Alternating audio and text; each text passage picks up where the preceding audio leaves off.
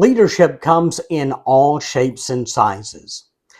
For instance, the leadership that a football coach might expect from his high school seniors, that's going to look different than the leadership that we might expect from, well, our mayor, our governor, or other elected official.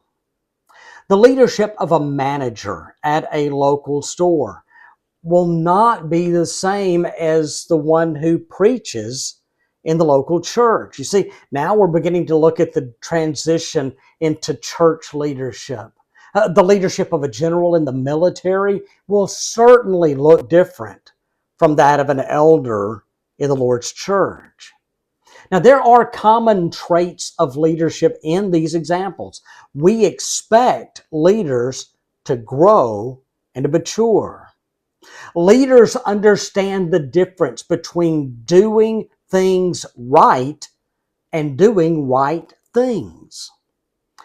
As we focus our thoughts on the Bible, leaders in the Lord's church are described as shepherds. And there's a reason for that, because shepherds lovingly care, provide, and protect their sheep. Charles Spurgeon once said, "A Bible that's falling apart usually belongs to someone who isn't." Now, that is a statement that should be true for all Christians. But as we think about leadership in the church, particularly tonight as we look at leadership lessons from Ezra, I want us to keep that thought in mind, that a Bible that's falling apart usually belongs to someone who isn't. It's to notice the knowledge and the application of leaders like Ezra, and then I hope that we can make that transition and that application to us, the importance of us knowing God's Word, not just knowing it, but living it and sharing it. The Bible is filled with examples of leadership, good and bad.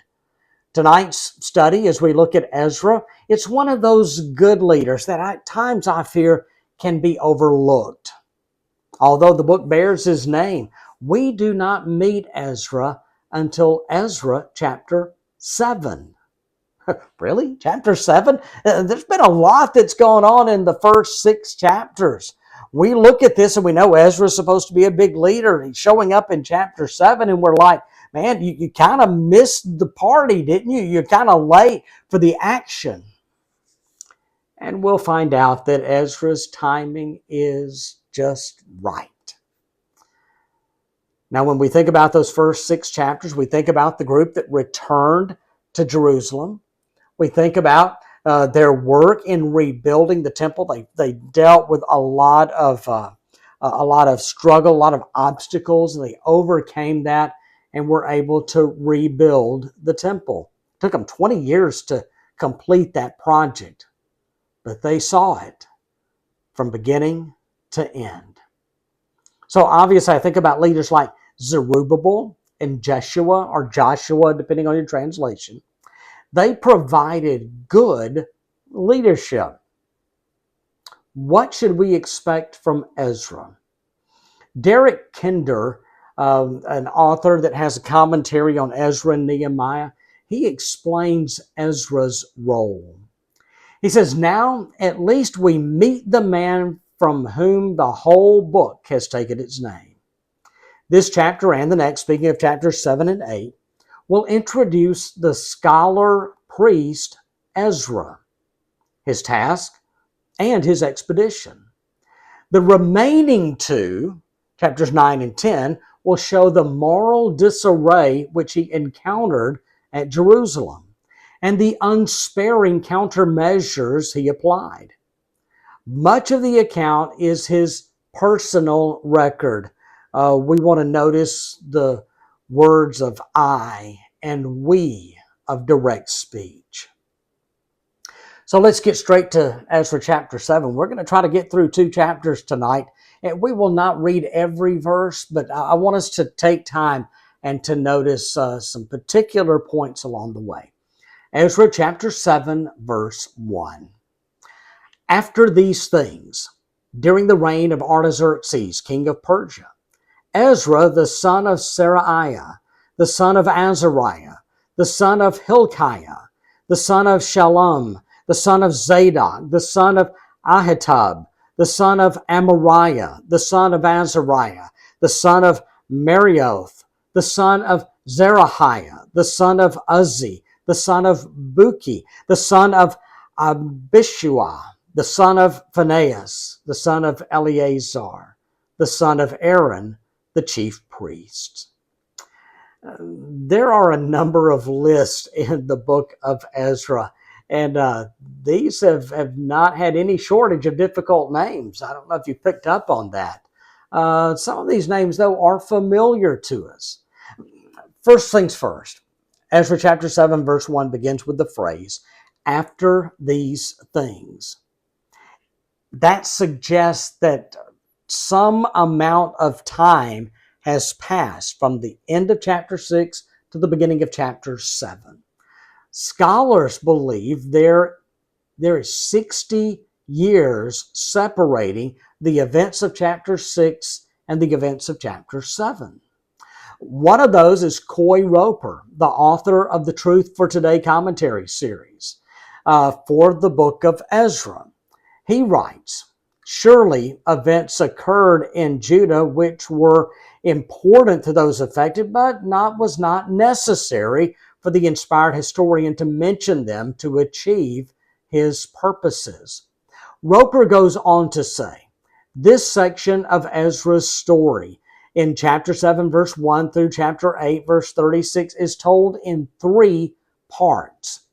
1, the third-person narration of Ezra's being permitted by the king to go to Jerusalem and his arrival there. Number 2, the king's letter allowing Ezra to go. And 3, the first-person account by Ezra of his trip to Jerusalem. So then we stop and ask this question, going back to that list of names. Why does it take 5 verses to introduce Ezra? I think the obvious is that genealogy is important. 2 features of Ezra's genealogy are impressive. One, its length, and then its beginning. To have a genealogy that goes back 16 generations is rare. Also, Ezra's genealogy was traced back to Aaron. What makes that significant? Aaron, the brother of Moses. Aaron, the first high priest. His lineage suggests that he was a priest. That's a fact to be confirmed shortly. When we put all these pieces together, it helps us to see the story of the return to Jerusalem. It's almost like a second Exodus. It's a really neat feature of the story here. Ezra chapter 7 verse 6 continues. This Ezra came up from Babylon. He was a teacher well versed in the law of Moses, which the Lord, the God of Israel, had given. The king had granted him everything he asked, for the hand of the Lord his God was on him. Some of the Israelites, including priests, Levites, musicians, gatekeepers, and temple servants, also came up to Jerusalem in the 7th year of Artaxerxes. Ezra arrived in Jerusalem in the 5th month of the 7th year of the king. He had begun his journey from Babylon on the 1st day of the 1st month, and he arrived in Jerusalem on the 1st day of the 5th month, for the gracious hand of his God was on him. For Ezra had devoted himself to the study and observance of the law of the Lord, and to teaching its decrees and laws in Israel. Many translations prefer the word scribe instead of teacher in verse 6. That's a pretty interesting difference when we see that word scribe. It tells us that Ezra was skilled in the law of Moses. Scribes were men who copied the scriptures. Through their work with the law, scribes became known as experts in the law, experts on this subject. So they were eventually regarded as teachers. Ezra had a good knowledge and an understanding of the Old Testament law. Why did Ezra travel from Babylon back to Judah? I think there are four reasons that are outlined in this passage. There are three in verse 6 and then one in verse 10. The first reason given is that the king granted him everything he asked. King Artaxerxes gave Ezra permission to lead a group of exiles to Judah. The second, I believe the most important reason is this: because the hand of the Lord his God was on him. That phrase becomes an important phrase in chapter 7. It is found in verse 6, found again in verse 9, and then again in verse 28. God had a plan. God had a plan for Ezra. And I do believe as we read through this that it becomes clear that it was the Lord's will for Ezra to go to Judah. A third reason for Ezra's journey is that he had requested permission to go. The king had given permission. And the fourth reason, found in verse 10, is because Ezra had devoted himself to the study and observance of God's law. Ezra prepared himself for the task before him. He was prepared to lead this time of spiritual renewal in Jerusalem. Ezra chapter 7, verses 7 and 8, it gives us a timeline of when the trip was made, the 7th year of Artaxerxes' reign, the length of the trip, 4 months to travel from Babylon to Jerusalem. And I find it interesting that through the story in chapter 7 and 8, little to nothing is shared about the trip itself. It's a 4-month journey. But the focus of the story, I think, is more of the fact that Ezra got there and what happened when he arrived. Ezra chapter 7 verse 11 says, "This is a copy of the letter King Artaxerxes had given to Ezra the priest, a teacher of the law, a man learned in matters concerning the commands and decrees of the Lord for Israel." Now, the letter is rather lengthy. Ezra chapter 7 verses 12 through 26. We're not going to read the letter, although I encourage you to go back and to do so. In the letter, King Artaxerxes made it known that Ezra traveled with his permission. Ezra was given authority to travel, authority to get the resources that would be needed to carry on the activities of sacrifice and worship at the temple. Ezra was given permission to appoint magistrates and judges to administer justice to the people according to the law of Moses. Look at this response in Ezra 7 verses 27 and 28. "Praise be to the Lord, the God of our ancestors, who has put it into the king's heart to bring honor to the house of the Lord in Jerusalem in this way, and who has extended his good favor to me before the king and his advisors and all the king's powerful officials. Because the hand of the Lord my God was on me, I took courage and gathered leaders from Israel to go up with me." Before we move from chapter 7 to chapter 8, I need us just to stop and kind of soak in the reality and the good news of what we've just read. This is where we really do gain some of the leadership lessons from Ezra. And let me give you just a few of those. First of all, as a leader, Ezra was respected. We see that. He was respected by people, from the king of Persia to his own countrymen. He was blessed by God, who paved the way for his journey to Jerusalem. Ezra was respected. Ezra was also a man of resolve.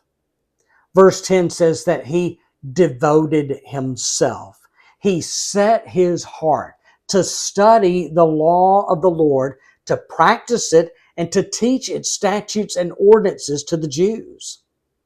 He studied God's word. He put those words into practice in his life. And then he taught them to his fellow countrymen. Ezra was respected. He had a resolve. And then finally, Ezra was a man of reverence. Read the letter from the king. Ezra was tasked to make sure the law of God was being observed by the Jews.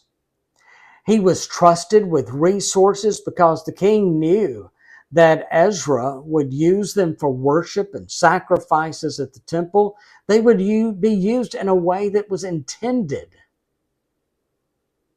Ezra was tasked to make sure the law was obeyed. He was tasked to name the magistrates and judges to set them into place. Moving from chapter 7 to chapter 8. Now, chapter 8 begins with another list, verses 1 through 14. And this is one of the people who accompanied Ezra from Babylon. We pick up in Ezra chapter 8, verse 15, where it says, I assembled them at the canal that flows toward Ahava, and we camped there 3 days. When I checked among the people and the priests, I found no Levites there. That's an interesting point, because Ezra sent a delegation to find Levites and persuade them to join, and their efforts were successful. Ezra chapter 8, verse 18 says, because the gracious hand of our God was on us, they brought us Sherebiah, a capable man, and the descendants of Mali, son of Levi, the son of Israel, Sherebiah's sons and daughters, 18 in all, and Hashabiah, together with Jeshaiah, and the descendants of Merari, and his brothers and nephews, 20 in all.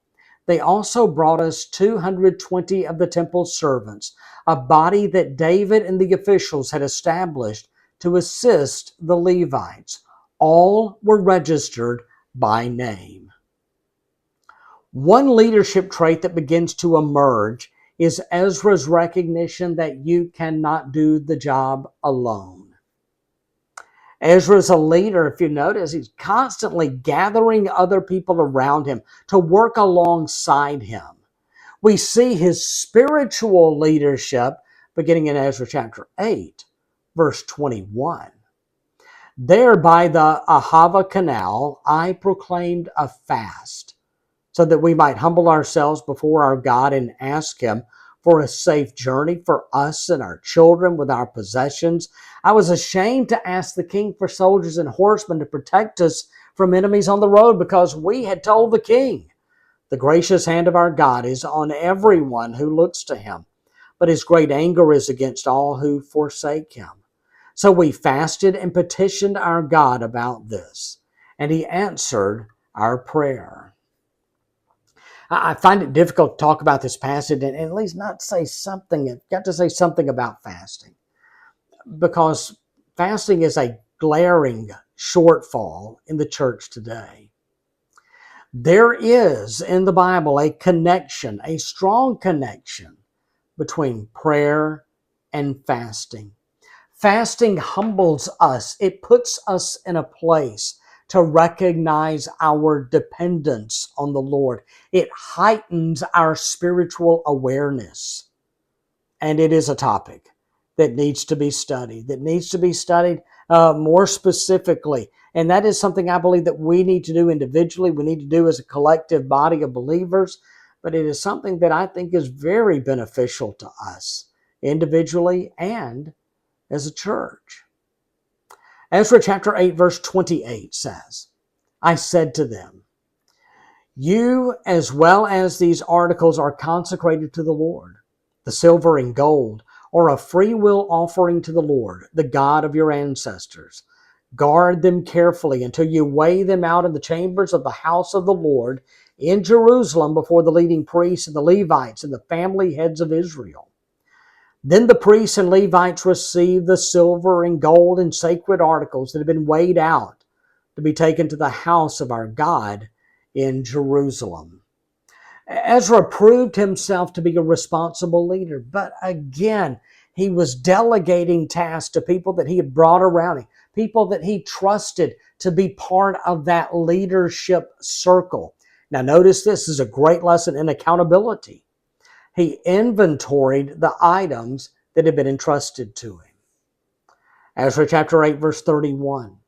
On the 12th day of the first month, we set out from the Ahava Canal to go to Jerusalem. The hand of our God was on us, and he protected us from enemies and bandits along the way. So we arrived in Jerusalem, where we rested 3 days. A lot of fact-finding information in these couple of verses. It tells us where they began their trip, from where they departed, the Ahava Canal. It also finds out when they left. It was actually the 12th day of the first month. We discover where they arrived in Jerusalem, and we learn why they were successful. Because the hand of God was over them. When they arrived in Jerusalem, they rested for 3 days, and on the 4th day, they got to work. They weighed and recorded the items as they had arrived in Jerusalem. This is a great display of transparency and accountability. It's been suggested that Ezra may have sent this list back to the king because the king would want to know that his commands had been carried out to the detail. It's important for us to be those kind of leaders that can be trusted by others, to be people that can be trusted by others. And from our standpoint, that means that we need to be transparent. We need to be willing to be accountable to those with whom we work. Again, that just helps to build trust. Ezra chapter 8, verse 35. Then the exiles who had returned from captivity sacrificed burnt offerings to the God of Israel. 12 bulls for all Israel, 96 rams, 77 male lambs, and as a sin offering, 12 male goats. All this was a burnt offering to the Lord. They also delivered the king's orders to the royal satraps and to the governors of the Trans-Euphrates, who then gave assistance to the people and to the house of God. Interesting transition in these 2 chapters. From third person to first person, now back to third person. The story continues and returns to first person beginning in chapter 9. And as we look back over these 2 chapters, chapters 7 and 8, again, I find it interesting that little is said about the journey. What is talked about is that God's hand was with them. I'm sure that more could have been written about the journey, but that wasn't the purpose of the book. Throughout the book of Ezra, what are we talking about? The Jews return to Judah, to Jerusalem, when they rebuild the temple, and then there's going to be the emphasis on restoring the spiritual passion among the people. That's going to involve addressing some sin. It's going to involve teaching the Word of God. And we will see that not only in these final 2 chapters of Ezra next week, but then as we turn to Nehemiah. And after the wall is completed, we see again where Ezra will step in this role of spiritual restoration, spiritual renewal, spiritual revival, where we begin to, again, focus. It's not just about a project. This is about restoring spiritual faithfulness and obedience among the people of God.